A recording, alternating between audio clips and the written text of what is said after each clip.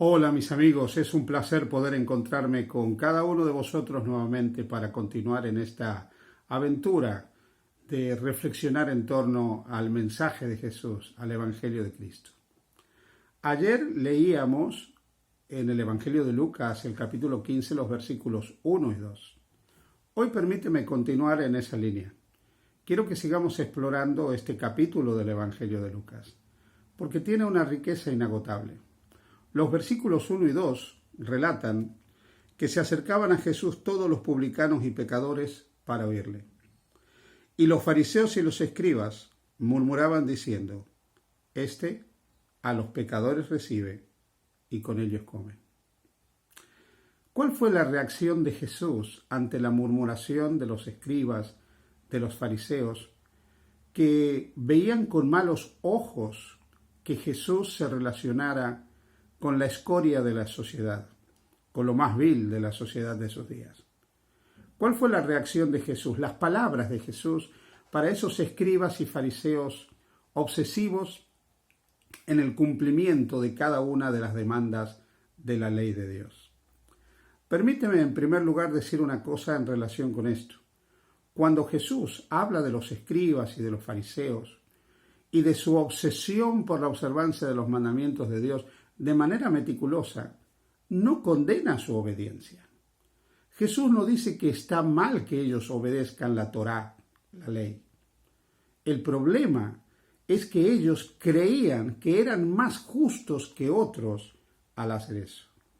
Y el problema era que ellos despreciaban a los que no podían vivir a la altura de la santidad externa que ellos habían logrado. Así que la preocupación de Jesús no es tanto que ellos obedecieran. Jesús mismo era obediente a la voluntad de Dios. Lo que Jesús rechazaba era la superioridad espiritual que ellos creían tener por observar la voluntad de Dios. Y lo que Jesús no aceptaba era la forma en que ellos discriminaban y trataban a aquellos que no llegaban a vivir conforme a esas alturas de obediencia que ellos habían logrado. Así que cuando Jesús ve que ellos criticaban que Él coma con publicanos y pecadores, les dio una serie de mensajes para que ellos pudieran comprender realmente qué equivocados estaban. En este contexto hay tres parábolas: la de la oveja perdida, la de la dracma perdida y la del hijo pródigo.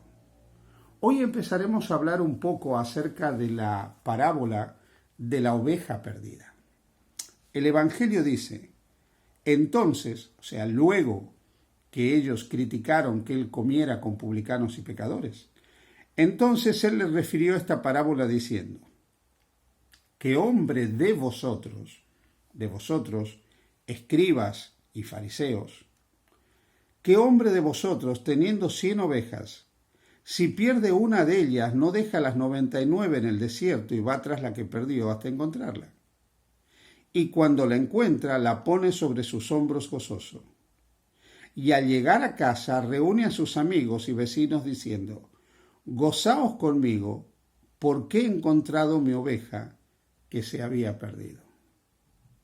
Quiero que notes que en primer lugar Jesús se está dirigiendo a ellos. Jesús les está diciendo a cada uno de ellos, a estos escribas y fariseos, que guardaban escrupulosamente la ley, que diezmaban, como dice el Evangelio de Mateo, la menta y el eneldo, pero se habían olvidado de lo más importante de la ley, la justicia, la misericordia y la fe. A ellos se dirige Jesús, diciéndole: ¿cuál de vosotros, si tuviera 100 ovejas y pierde una, no deja las 99 en el redil y va hasta encontrar la oveja que se perdió? Y cuando la encuentra, la pone sobre sus hombros, lleno de gozo, lleno de alegría, reúne a sus vecinos y hace una fiesta. Y continúa diciendo Jesús: habrá gozo en el cielo por un pecador arrepentido que por 99 justos que no necesitan de arrepentimiento. Y permitidme que empiece con la última parte de la parábola. La última parte dice que la alegría de Dios, la fiesta de Dios, es cuando alguien se vuelve a Él. La palabra arrepentirse no es tanto sentir un dolor por el pecado que a uno lo lleva a suicidarse. No es tanto sentir un remordimiento atroz por lo que ha hecho uno que lo lleva a quitarse la vida, que es el caso de Judas. Judas tuvo un dolor tremendo por lo que él había hecho. Experimentó un dolor interior enorme. Se sintió abrumado por la culpabilidad de haber traicionado a su maestro y haberlo vendido por 30 piezas de plata. Pero ese dolor interior, ese remordimiento interior, no lo llevó a buscar el perdón de Dios. Desajustó su vida de tal manera que terminó suicidándose. La locura, alimentada por ese sentimiento de culpa, la invadió de tal manera que se quitó la vida. Cuando realmente nosotros nos arrepentimos, es que hemos tomado conciencia de que estamos equivocados y que debemos hacer una corrección en el camino por el que vamos. Es cierto que el arrepentimiento implica dolor por haber fallado a Dios, pero no es tanto una cuestión de sentimientos como una cuestión cognitiva de comprender que uno está equivocado, que uno ha errado, que no está por el camino correcto y que debe volverse a Dios. Así que Jesús le está diciendo a los escribas y a los fariseos, en primer lugar, recordad que lo que Dios espera y a lo que Dios le produce gozo, alegría, felicidad, es que nosotros reconozcamos nuestra necesidad de arrepentimiento, que nosotros nos volvamos a Él. Estos hombres, los escribas, los fariseos, escrupulosos observadores de la ley, eran tan justos en su propia opinión que no se daban cuenta que necesitaban arrepentirse. Ellos creían que Dios estaba feliz con su meticulosa observancia a cada uno de los mandamientos de la ley de Dios. Ellos creían que Dios se sentía contento porque ellos obedecían escrupulosamente cada mandamiento. Pero lo triste de la relación de ellos, de la situación de ellos, es que no comprendían que toda esa lealtad y obediencia sin un corazón arrepentido no tenía ninguna importancia delante de Dios. Porque el hombre juzga siempre según las apariencias, pero Dios mira y busca corazones que se vuelven a Él, que lo aman y que reconocen que están equivocados, que debe haber un cambio en su vida, que reconocen su necesidad de una transformación interior auténtica, de una transformación espiritual. Por eso Jesús dice, hay gozo en el cielo por un solo pecador arrepentido, que por 99 justos que no necesitan de arrepentimiento.